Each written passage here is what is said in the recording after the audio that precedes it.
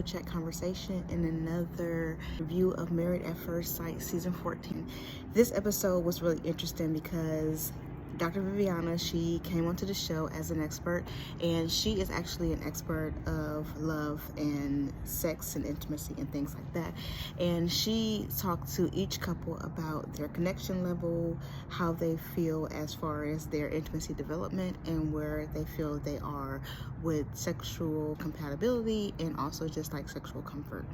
And so it was really interesting to see this episode because for a lot of the couples, well, actually for all of the couples, this has been one of the major disconnects. We're actually going to start off with Mark Lindsey again because the episode started off with Lindsey having a conversation with one of her good friends, and she was basically expressing her frustration about her and Mark's life, basically. And she was basically saying that she's very frustrated in the fact that Mark has pulled back all the way in that area, and that this is an area that she actually really needs in relationships. And this is common for a lot of people. Some people's libidos is, of course, different than others, but hers, she has stated several times, is really high, and that sex was a very important part of her relationships, and she wants it to be a very important part of her marriage.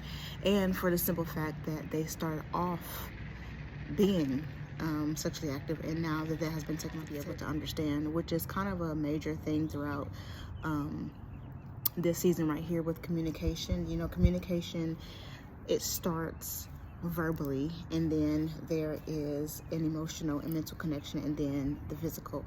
There seems to be a tendency for people to think that sexual communication comes outside of emotional connection and actually verbal communication.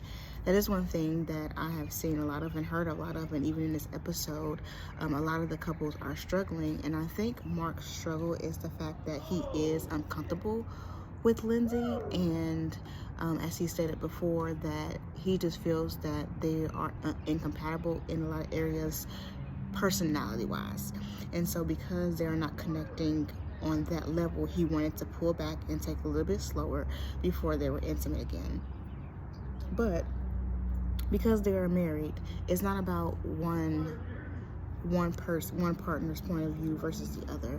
So although he wants to pull back, Lindsey doesn't necessarily want to pull back. So now there's a struggle because both partners need to be satisfied in some way. But I think it would be beneficial for Lindsey to be able to understand that they are not communicating very well verbally, and that is causing them not to have that mental and emotional connection, which is making it really hard for them to have that connection in the bedroom. Lindsey is more so, okay, let's see if the physical aspects of things can bring us back together mentally, emotionally. And Mark is like, no, I need the mental and emotional before I can have the physical. And you actually see it a lot in relationships, just that difference in opinion as far as that is concerned. And it can cause conflict if there's not a healthy balance. Should Mark pull back completely? I don't think he should pull back completely, just because they already have it in their marriage. And unfortunately, because that has been a bond between them, it is really hard to just strip that away, especially when there is not a lot of understanding on the other partner who wants it in as to why it's not exactly happening. And not only that, is because Lindsey, I don't think she just really don't understand that side of Mark, because that's not her way of thinking. So it sounds as if she can be intimate even if they're having conflicts or if they're not communicating very well. She's still okay to be intimate in that way. And Mark is kind of like, I can't really get to the intimacy if there is no connection outside of the bedroom. And I like the way that Dr. Viviana comes in, because she's also able to explain, that intimacy doesn't start in the bedroom. It actually starts outside of the bedroom, and then it's carried into the bedroom. And I think that another disconnect that Lindsey is not able to see is that, I'm not trying to bring up the past with them, but she has to be able to take into account that she has said some very hurtful things to Mark. And those scars don't just go away just because apology is there. Now, if he chooses to forgive her, yes, he needs to forgive her and move forward. But she said some really terrible things to him. She even, I don't want to say the word wrong, but demasculated him, making jokes about his size and everything like that. Like, those kind of things are really hard to come back, especially when you're not in the place where you're actually making new connections. It seemed like it's been drama after drama after drama. And yes, we've seen through the last episode, they had a few good days and they're kind of taking it one day at a time, which is good, but she needs to understand that that one day at a time also requires patience and then a reconnect. And so she's just trying to reconnect in the physical aspect, but she has to understand that it has to be more than just the physical. And we all know that in relationships, if you base things just off the physical, it's not going to last very long anyway. There has to be a foundation before the physical can even happen, before that's actually it should always be a part of a marriage, but that should not be the foundation of the marriage. And I think just because they have the two different views in that, it can become an issue if they don't learn to balance it out. I'm not saying that Mark should just jump into bed just because he wants to satisfy her. I think that they need to practice intimacy outside the bedroom and then try to work on bringing it back into the bedroom. And I think just her reevaluating the way she talks to him, and even when they are in conflicts, instead of degrading him and using his vulnerabilities against him, if she found another way to communicate, I think that they would have a better chance of being able to be intimate again in the bedroom. Well, throughout the episode, we do hear that they have been intimate, but here's the thing. I think that he is forcing it only because I feel like he's afraid of her. Like, there are several things in the episode that he was said, even when they had got the basket from Dr. Viviana with the game. Oh, before that happened, actually, when they was playing with the Nerf guns, and he was like, she's not playing this as a game. I think she really wants to kill me. It's just certain things that he says always make it seem like he's very intimidated by her, or that she's trying to harm him.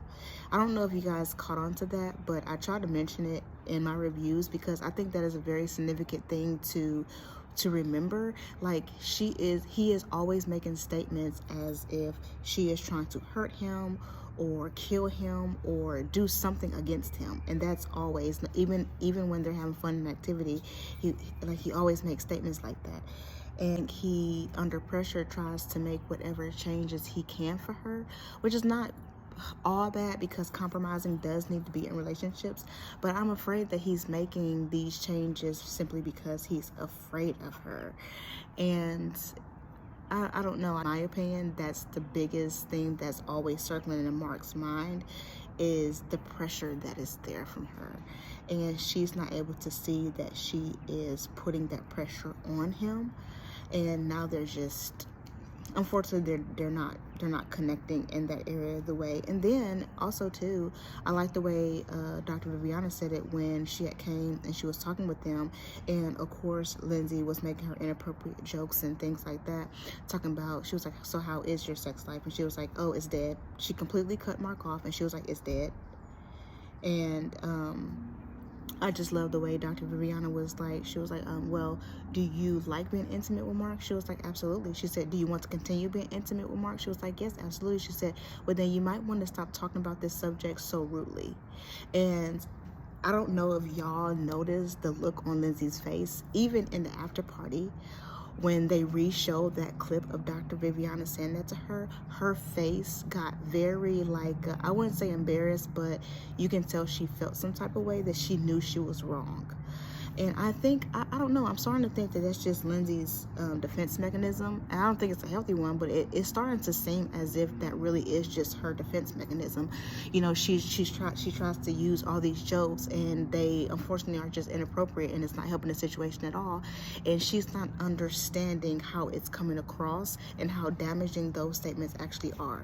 So if you are constantly trying to make digs about me, especially in the area that you want me to change in, the area that you're wanting me to change in, even if I do make those changes, it's not going to be wholehearted. just because I'm feeling pressured by it.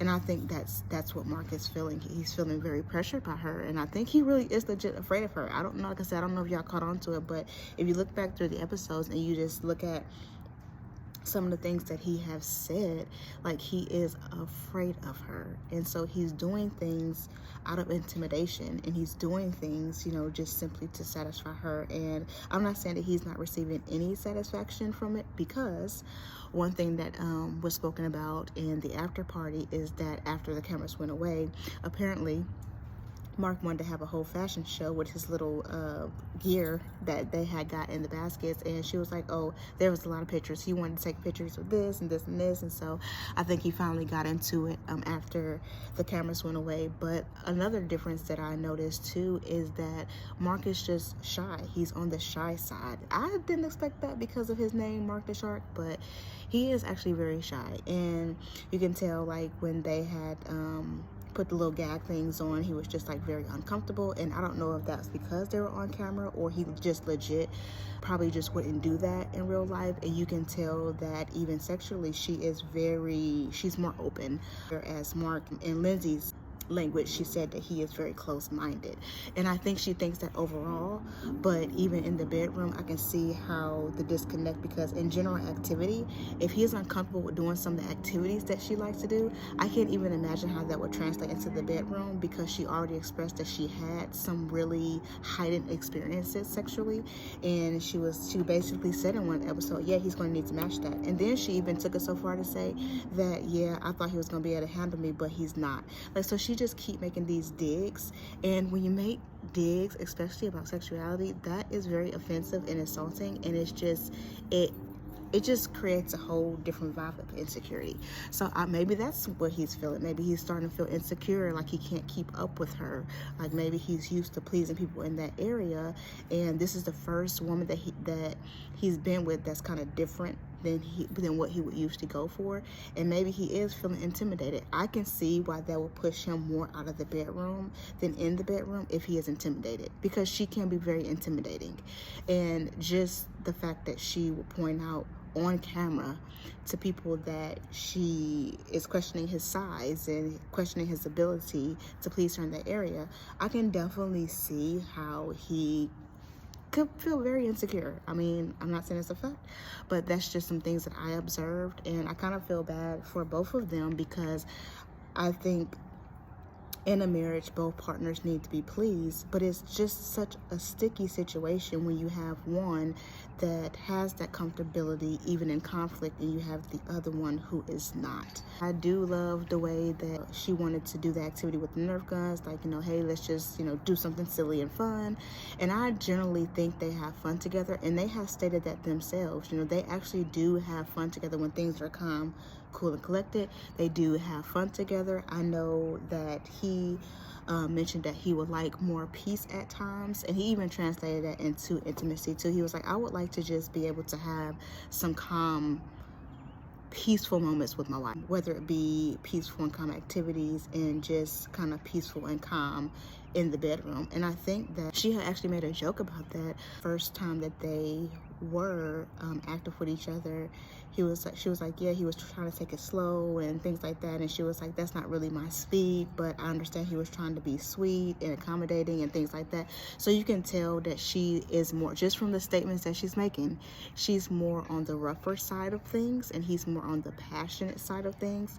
So I think the more they actually talk about the things they desire and the things that they want, some of their expectations, you know, in the bedroom, some of their fantasies in the bedroom, I feel like it would get them to be more comfortable. But they first have to learn how to talk to each other, which moves me right along into Katina and Michael. This is another couple that really struggles with their communication, and their communication is what's holding them back in all areas of their relationship right now.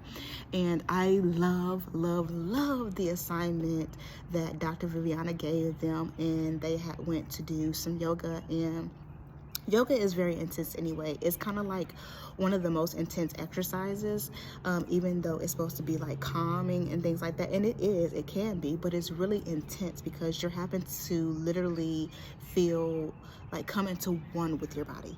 And then when you do a couples yoga, it's like you are becoming one with your partner. And Dr. Viviana asked them, even when she got to their apartment, she was like, so what is your intimacy level? How comfortable are you? Or what is your connection? Are you guys hugging? Are you kissing? Are you holding hands? Are you cuddling? And they are doing nothing. And so to go from doing nothing to going into this setting where now I have to transform my mind and my body into one with my partner, just literally through physical touch and connection, I think that was actually exactly what they needed, because after that, they seem to be more open with each other. We can tell that they're physically attracted to each other. They said that. They said it when Dr. Viviana was there. They said it in previous episodes. Jasmine really is attracted to his build, his arms. And every time someone asks him about his wife, he say, look at her, she's beautiful. And so they are very physically attracted to each other. Unfortunately, they just can't get past the barrier of communication to where they can even feel comfortable enough to be intimate with each other. And so just the fact that they were able to open up with each other, and I love the blindfold activity. That is one thing I wish I would have tried in my relationship, just because I think that sometimes the pressure was there for us to be able to just talk, just honest and openly about just random things. And so I love the fact that they blindfolded each other, because to me, when I was watching it, I think the blindfold gave them the opportunity to feel like it was just them in the room. Even though they knew they were talking to each other, it gave them the openness to be like, okay, I don't see him or her, so I can just talk as if she's not there and be completely open. And that really worked for them. And I just love when Dr. Viviana comes, and when all the experts come, because they give so much insight that outside looking in, you wouldn't really think about. And just to see how much that exercise really opened them up and allowed them to answer honestly, it just brought back such a connection. Oh my goodness. And I'll be doing another video actually on effective communication, because it was so amazing. I was in a conversation with a few ladies yesterday, and we was talking about communication, we was talking about relationships, and it got to the point where there was a lot of tension in the room. And I was like, okay, ladies, we're gonna have to just open ourselves up. We're gonna have to get real and be vulnerable and be transparent and be honest with each other. And at first, what seemed like a chaotic situation, as we talked through the situations, and I was trying to help guide them through the situations and giving them advice and giving them pointers, and just allowing them to see times where they need to stop and listen, and then times when they need to talk, and times where you need to seek understanding and you need to be active listening right here. Like, it was just so amazing how everything was working together. And by the end of the conversation, it was like everybody was kind of able to express their piece. We was able to really get down to root issues of the situation, because at first it was just like a lot of anger, and anger is a secondary emotion. When you have anger, that means there's other feelings underneath, and there's other situations that's underneath that's causing the anger to be. And at first they were just talking through anger. They wasn't really saying anything for real, because they were just being angry, so they were very defensive. And when we were able to pull the layers back, it was kind of like going from anger and coming down, and just like, okay, we're finally hitting some root issues, and we're finally able to deal with some of the issues that you guys are having. And it was just so beautiful to see. And when the conversation was over, you can just see the peace in the room, and they were just thankful. It was just amazing experience and things like that. So I just think it was just so amazing. And it just shows you how, when you are willing to communicate without thinking about the response or the reaction from someone else, you're actually able to go deep into root issues and really solve issues that you didn't even know was there.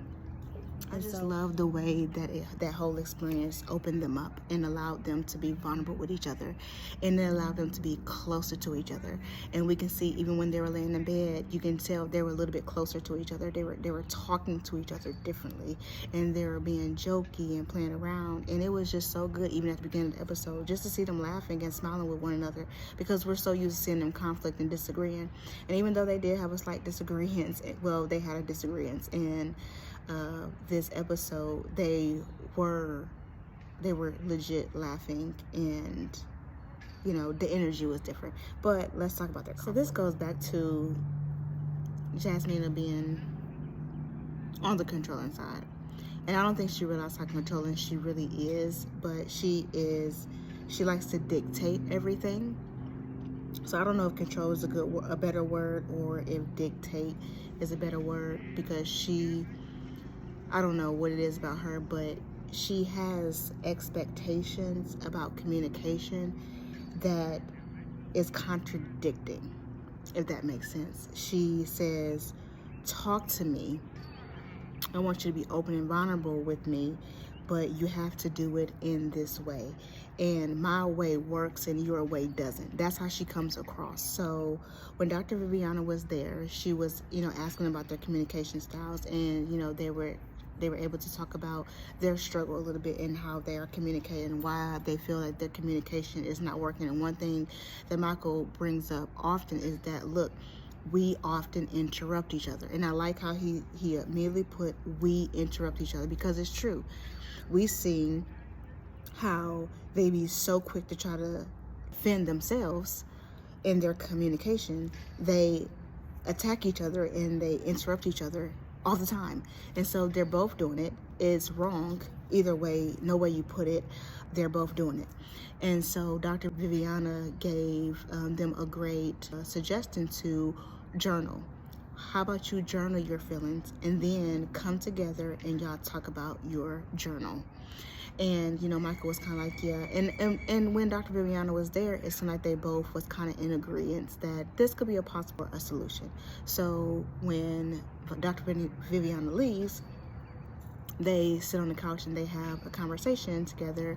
And Michael is saying like, hey, I really like the idea that Dr. Viviana gave us about journaling, because I think that will allow us to not interrupt each other so much. If I read my journal without you saying anything, and you read your journal without me saying anything, it will eliminate some of the interruptions that we have, and we can actually get our full point across without interruption. And she, with her rude self, and yes, I'm going to call her rude because she is rude, she was like, I don't have to journal. That's your problem. I know how to communicate. And he was like, we both have a communication issue, so I think we should try the same activity just to see if it works. If it doesn't work, okay, fine, but we need to see if it works. I don't want to journal. I don't need to journal. I know how to communicate.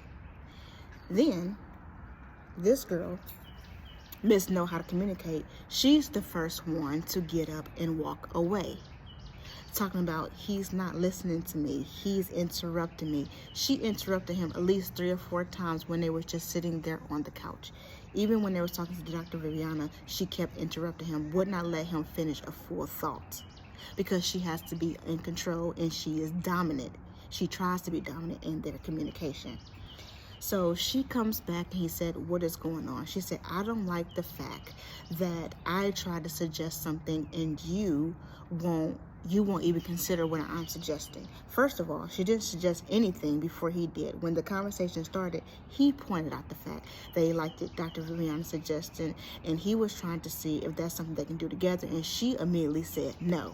But then she's going to come back to the table talking about, I try to suggest something when she really didn't. And he was like, you know what, fine, if you don't want to do the journal, we can do what you want to do.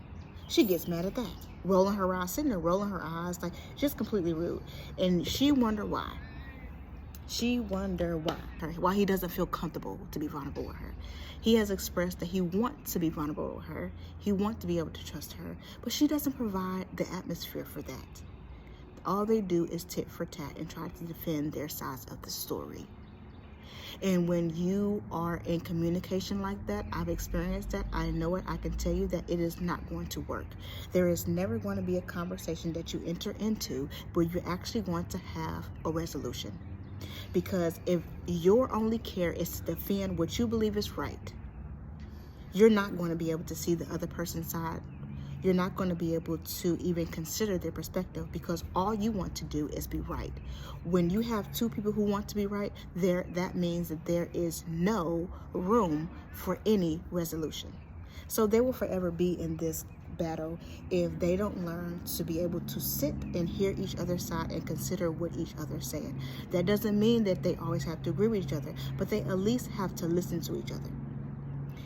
I can say that I can appreciate when they got done with the yoga and they were sitting there answering the questions. She finally admitted that she can see how the things that she is doing and how the way she is communicating is affecting their relationship. That was the first time she actually took personal accountability, and I want to applaud her for that, because I know with her being a dominating person, that wasn't easy for her to do, but I think it was needed for Michael to be able to be like, okay, I'm not the only one that knows how to take personal accountability here. I'm not the only one that's wrong, and we both have work to do.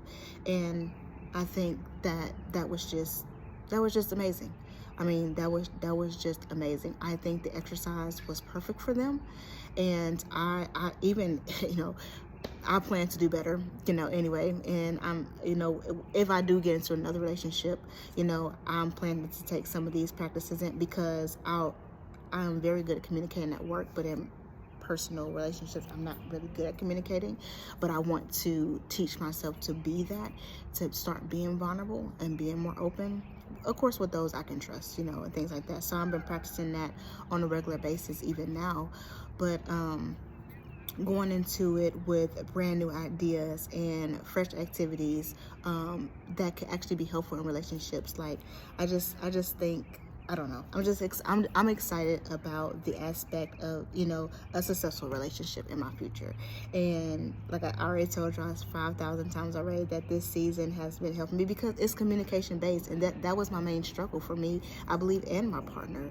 And I do believe that I was one to take more of the accountability, whereas my partner was not willing to take much accountability, and he wasn't able to really see how some of the things he was doing was affecting me.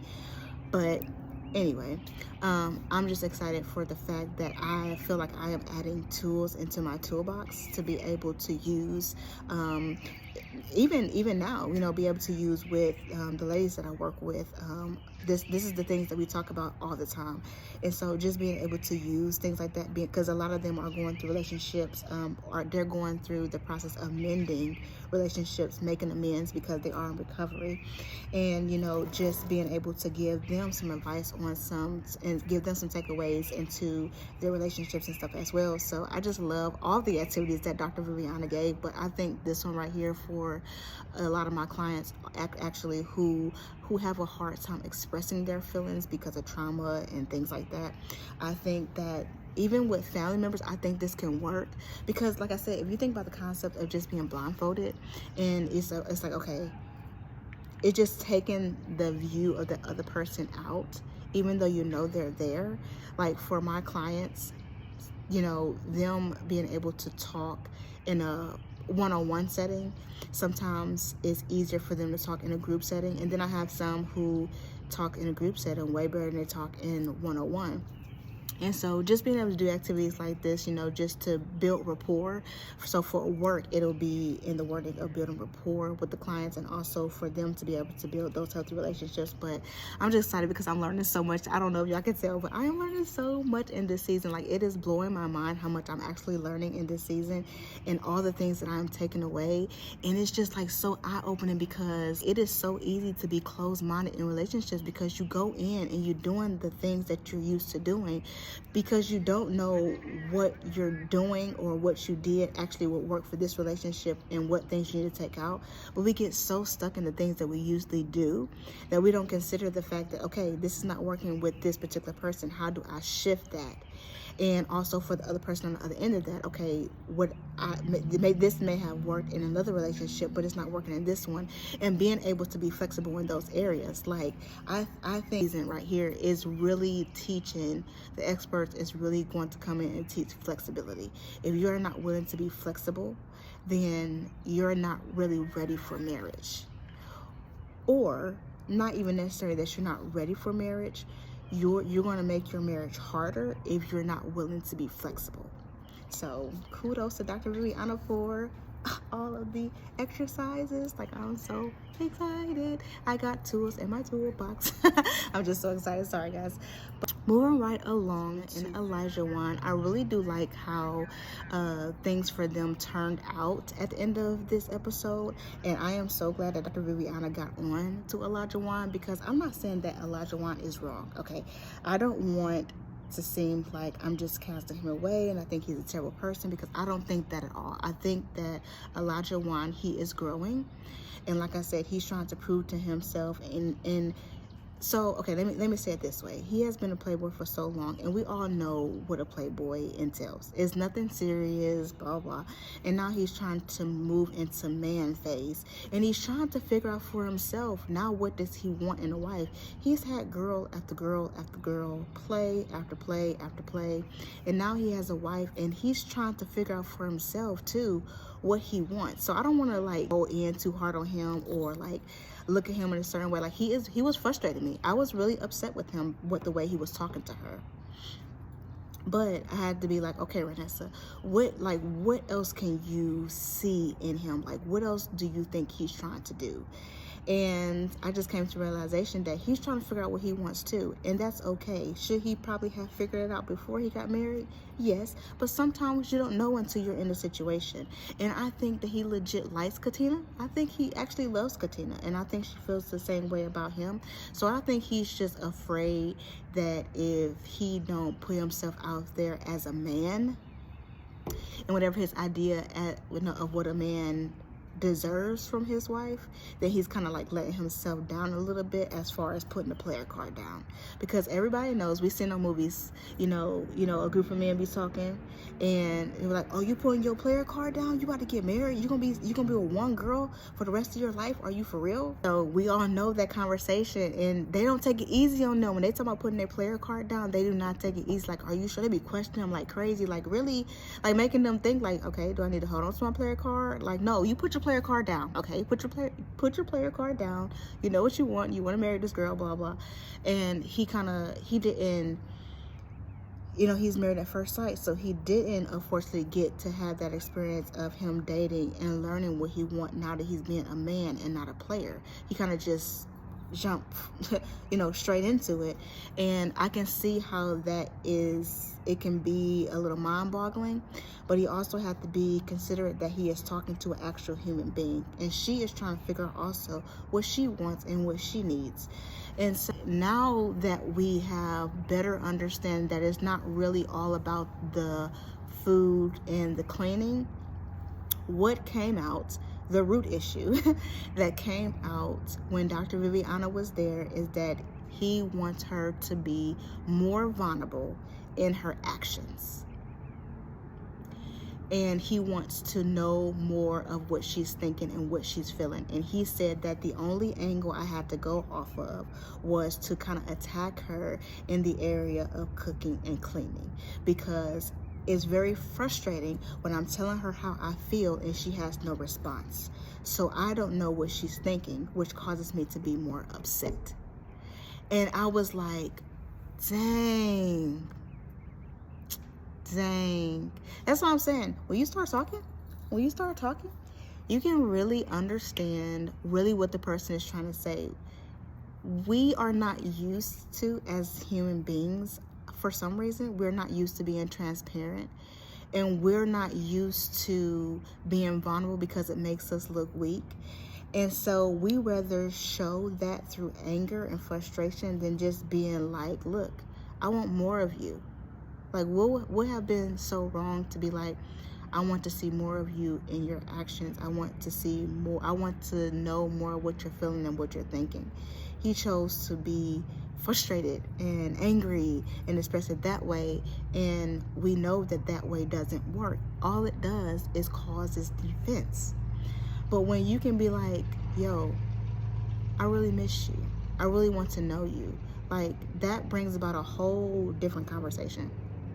And so now that we know, and now that she knows what he's really talking about, at the end of the episode, she went back into her memory bank, and she remembered something that he had told her, and he had told her that he loves movies, and he actually likes staying in more now than going out. She kind of still likes going out as far as like going out to eat, doing things outside, but he's like, okay, quality time is what I want more. And so she set up this movie night, got all his favorite candies, and he was just in awe. He was like, for one, you were actually listening to me. I know that you're actually going to listen to me, and that you hit the nail right on the head, because you did exactly what I would have wanted you to do. And yeah, she was able to do that because you told her now what you were really saying. When you say to me you want more cooking and cleaning, and that's what I'm doing, and you're still mad, I don't understand why you're mad. But now that I know you want to see more vulnerability from me, I know now where to go. I now have a direction. And so, I don't know, this season, y'all, it's getting me. It's getting me. I have not watched the episode yet to where I wasn't crying, to be honest. Like, because like when I was looking at Olajuwon and Katina specifically, I just thought back to how I held so much stuff in, because I just felt like I wasn't going to have any understanding. And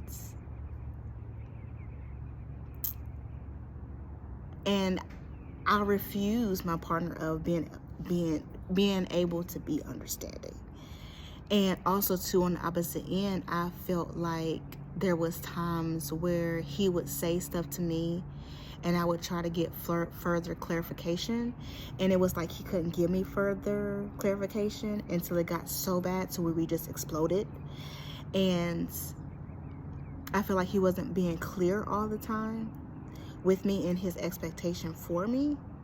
And it was kind of like the same situation with Olajuwon and Katina. And it was just like when he finally said what he was expecting from her, she was able to give that. And then the few times where I feel like my ex did tell me what he really wanted, it was like I was too afraid to kind of like give him what he really wanted. I don't know. It was just, I don't know. It just reminded me of that so much. I don't know. It's just so many things. Like I said, this is so triggering.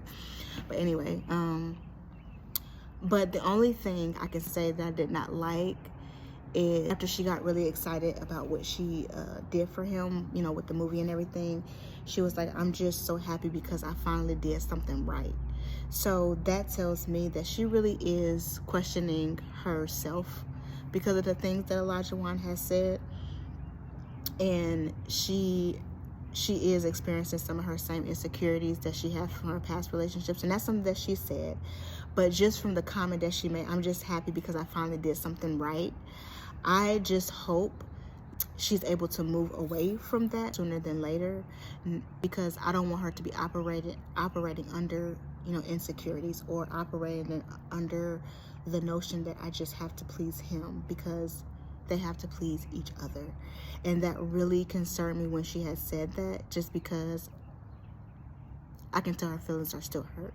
It's still very new for her, and I think her mind went back to some of the trauma that she had, and now she's going to be trying to please him. And that's not a bad thing per se if she's doing it because that is something that she wants to do, but I don't want her to do it just because she feels pressured to do it.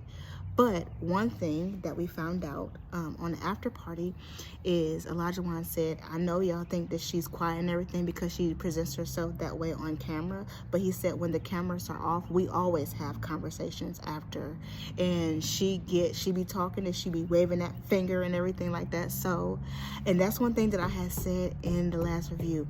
I said I hope that they are having conversations off camera about the things that's being said. So I praise God that they're actually having those conversations, because I think if they weren't, Katina would be worse. I mean, like, she would just be, I wouldn't be surprised if they were going at each other all the time. if they weren't having those conversations after the camera went off. And I think it's healthy for them to have some of those conversations off camera. I've said that several times before. I am happy that they're having those conversations off camera because I think that's needed. And so I'm just glad that she's able to get off her chest what she needs to get off, and they're actually benefiting from that, and they're able to move forward from that. And so I think that was pretty amazing. Now I am a little scared to see what's going to happen in this next episode, because it seems as if she has something on her phone that's going to cause a little bit of conflict. I don't know, but that's going to be some juicy stuff. So yeah, so the last couple is Steve, and to me they're still a very sweet, genuine couple. I do think they generally like each other and have love for each other, and I think that they actually do want this marriage to work. As from what we know, as far as their intimacy and connection and sex life, they are very healthy in that area. They're able to talk about it a little bit. I know that he said that when they were doing their little exercise, answering the questions and things like that, he was like, this is the first time she's actually talked this way. And so I'm glad that they gave them activity to where they can be more expressive, because it seemed like the activity of it, they're fine in that area, but they're not really talking about it. And so it was kind of cool to see them kind of go back and forth and talk about it. And I can tell that she was nervous talking about it. I mean, who wouldn't be? You're talking about that to the whole world on camera, so I know I will be flipping out. But I just love the way they was able to go back and forth, and they didn't judge each other. And Steve was kind of like, I like what she said. I like fulfilling people's fantasies, so I would love to fulfill my wife fantasy. And you can tell his mind was already going, okay, I'm thinking of this and this and this and this and this. So we're going to be able to see they're going to be in. I think they're going to be very compatible in that area, as they already stated, and that they will be fine in that area if they're able to. Sorry, there was a big old flyer or something that just went past my face, but they'll be able to really flourish in that area as they can continue to communicate. Another thing that I really liked about their conversation when Dr. Viviana was there is that she was able to express once again that she was able to reflect on her own behaviors as far as shutting down and leaving, and she was able to reflect on how much she had really hurt him and how much damage that could have caused to their marriage, and how she doesn't want to ever hurt him in that way again. And she was like, I want to be cautious of this, and I want this to forever be in my mind, because I don't want to hurt him like this again. But he has to know that it is going to take me time, because this is a habit that I've had for so long. And his response was kind of like, look, I understand that, but we're going to have to do something about it, because this is not going to work. So I am praying with her that she will be able to make those adjustments sooner than later. It's going to take time, because like any coping skill, I mean, that's a coping skill. Shutting down is a coping skill. It's not a healthy coping skill, but it is a coping skill, and it is a defense mechanism. And so I do hope that they can continue to reassure each other and provide that safe place of vulnerability. I know one thing that I watched this one couple on YouTube. How did I just forget their names? Josh and, how did I forget their names? I just completely forgot their names. But what they do is they do Sunday reflections. And what that is every Sunday they sit down and they have like a meal together, or coffee or something like that, a dessert or something like that.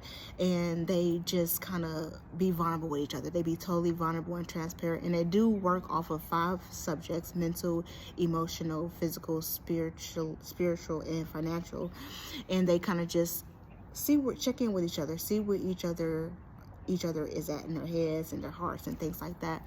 And it's just a good way for me to check in with each other weekly, because people are constantly changing. The person I am last week probably is going to be different this week, because I may have learned something different, or I may have thought about something different. So it's really good to just check in with your partner. And I feel like as long as they're able to do something of that sort, that the atmosphere will be an atmosphere of peace and of comfort for her to feel more secure and being vulnerable, so she won't have to shut down. That is really important. I am learning how important the atmosphere is when you're getting ready to go into a conversation. Even if it's a random conversation, if the atmosphere is not right, the conversation is not going to go right. Now, sometimes you have to force that, but atmosphere has actually a lot to do with communication. One thing I used to like to do, if it worked out, whenever I knew I was getting ready to go into a deep conversation, I'd be like, let's get out the house, let's go to the park. Because it's in the open, it's nice outside, it's fresh air, we're not confined, it feels like more freedom. And from Marie Bank, the times that we were at the park, the conversation actually went better than when we were in the house. And so, and also too, like just reflecting back on to the conversation I was having with my ladies yesterday, they couldn't work out their problems within their apartment. It wasn't until they were in a common area, in a group setting, where they was really able to talk about some of the issues that they were facing in their apartment that they couldn't talk about in their apartment. So atmosphere is a big thing. And also too, one thing, Joss and Essie, that's who they are, Joss and Essie. I don't know how I forgot their names. Another part of that is they have a place they actually go to do their Sunday reflections. And so on Sundays, their like living room couch area turned into a different place for them when they went into their Sunday reflection. So it wasn't just the couch. It was like it turned into a different atmosphere, and you can set that in your own precedence in your own house in different places. But then I remember they had mentioned it a few months afterwards too, and because they had just moved, and they have this place by the water, it sounds like, that they go to, and they would have their Sunday reflections. So being able to pick a spot where you feel comfortable, or creating a space in your home where you feel comfortable, where the atmosphere is set for those type of conversations, I think that will really help them out. And the more emotionally and mentally connected they are, their physical connection will just grow, which we're seeing is already growing. So only thing about this couple that is starting to be really mind-boggling is, and it's starting to make me nervous that they're not going to make it, is because Noi, she is set on the things that she wants, and that's okay. You ought to be sure about what you want, but she is some things she's not going to compromise on. She's not compromised on the 3 kids. We already know that. And unfortunately, she is not going to compromise on her husband not being a worker, not working a job. And so I really do feel like this is going to be the thing that tears them apart. He doesn't want to work. I'm not saying that and it's not even that he doesn't want to work. He wants his own establishment, and that's what he's trying to build. He doesn't want an 8 to 5. And she's like, look, you're going to have an 8 to 5 because we're going to have 3 kids, and I need stability. And also too, Pastor Kyle, he brought up the fact of her past and where she came from, and how she did come from a not so financially stable house. And so I can see why she does have concerns in that area. But if he hasn't given her a reason yet to doubt his capability to be able to supply, I think that's a little unfair. But at the same time, she's very firm in some of the things that she's not going to compromise on, and that's okay. So, I mean, but unfortunately, that's going to be one of the things that may potentially break this couple up. And that is so sad because they're so good together. Oh my gosh, they're so good together. So I would hate for that to happen, but unfortunately, I think that's what it's coming down to. It's being almost mentioned in every episode about him not having a job and how she is very uncomfortable with that. And she has a right to be uncomfortable with that. And he has a right to not want that. So okay. I don't know who all watched the after party, but there were some little surprises that came out. Alyssa. Oh gosh, I finally said her name right the very last time I talked about her in the review. Alyssa. I'm going to stick with Alyssa.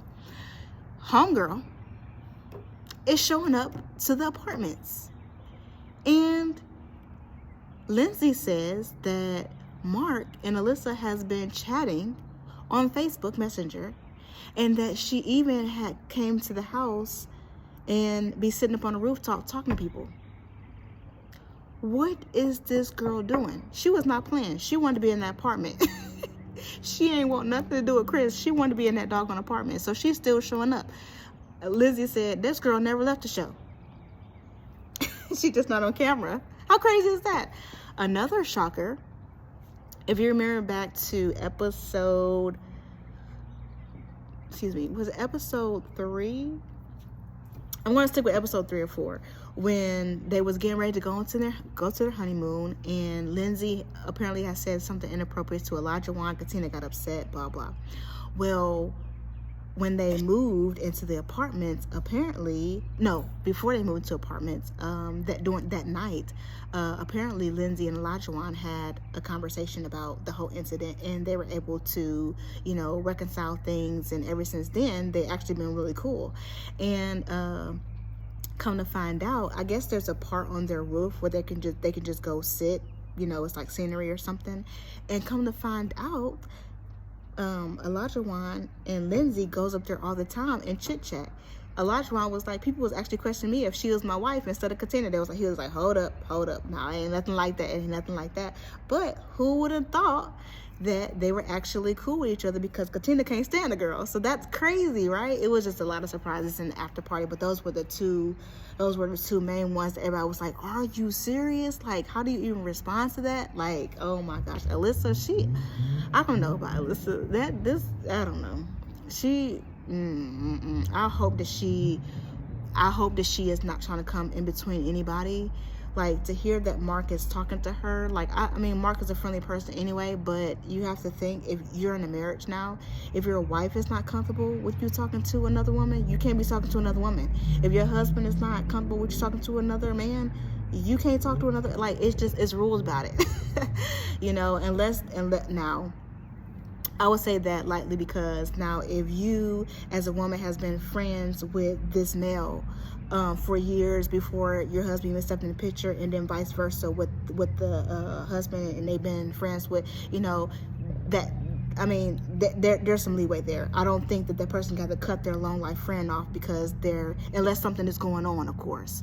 So I do say that lightly, but Alyssa is not a lifelong friend, and she just came in the picture, and unfortunately, she's like Donald Trump. Look, I'm not leaving the White House. I belong here. Chris didn't give me a chance. I belong here. So I'm going to show up every day that I can and be a part of this apartment. I'm like, girl, if you don't stop with the shenanigans. Oh my goodness. So this has been a very interesting, episode. And it seemed like there's getting ready to be a lot of drama that's coming next. The thing is, so they haven't given us like facts about this, but just from the things that they said and how they made it seems as if Katina and Olajuwon actually consummated their marriage. So I would hate for all this conflict to start after they consummated their marriage, because Olajuwon said in the after party, he was like, thank you, Dr. Fariana, because this has opened us up in so many different ways, and our marriage was taken to a completely different level. So I would just hate for them to go backwards, because I hope it's not nothing silly, y'all. I hope it's not nothing silly, I hope it's not nothing silly. But anyway, this has been an awesome episode, and I'm looking forward to the next episodes. The season is almost over. I think we have maybe about 5 or 6 more weeks. I'm going to be so sad when it ends, but it has been great doing a review. Like I said, I'm learning so much. I am so excited for the things I'm learning, being able to see them presented right before me. And even, like I said, I can see that I am incorporating them already into my daily life. Just from yesterday, that big conversation was yesterday at my job. And so it made me proud to know that I'm actually taking this stuff in, and I'm actually putting it into action. And it makes me so excited. But anyway, until next time, you guys, I pray that you have an awesome and blessed day. It's heading into the weekend, and so it's supposed to be cold here. It was really nice today, which is why I'm at the park. But it is literally supposed to snow tomorrow. I told you, Tennessee, bipolar. But wherever you are, if it's warm, I pray that you get out there, do something for self-care, do something with your loved one. If you are in a relationship, show your partner how much you love them. Do something, have a great conversation, get out the house, go on a date. I don't know, whatever you want to do. If you're not in a relationship, do something for yourself. If you have children, do something with your children. Just get out there and do something that's going to really boost you and your partner up. I mean, that's what love at first sight is all about. It's about love, taking chances, adventure. Have yourself a great adventure this weekend. Until next time, you guys. Bye.